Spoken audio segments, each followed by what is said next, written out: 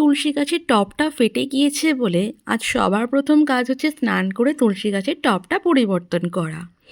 সেই কথা মতন আজকে স্নান করে সিঁদুর পরে রেডি হয়ে নিয়েছি তুলসী গাছের টবটা পরিবর্তন করব বলে। কেরালায় আসার পরে এই প্রথম আমি তুলসী গাছের টবটা পরিবর্তন করছি। কেরালায় আসার পরে একটা জিনিস আমার ভারী অদ্ভুত লেগেছিল, যে কেরালিয়ানরা নাকি সমস্ত তরিতরকারিতে নারকেল ব্যবহার করে।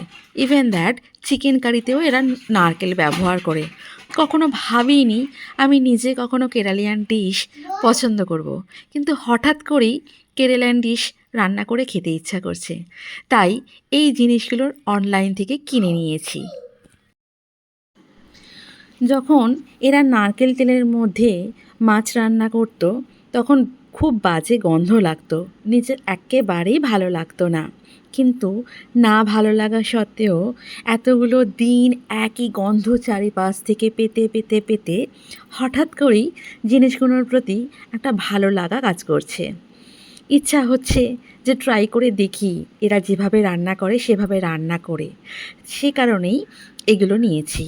এর নাম হচ্ছে পুট্টো মেকার। এতে করে যে খাবারটা বানানো হয় সেই খাবারটার নাম পুট্টো। তো যেদিন আমি এটা বানাবো সেদিন অবশ্যই আপনাদের সাথে শেয়ার করব কিভাবে পুট্টো বানানো হয়। আর একটা জিনিস কিনেছি, এটার নাম হচ্ছে আপ্পাম পট। তো এতে করে যে খাবারটা বানানো হয় সেই খাবারটার নাম হচ্ছে আপ্পাম। আপ্পাম পট আর পুট্টো মেকার কেমন লাগলো আপনাদের অবশ্যই একটা কমেন্টে জানাবেন।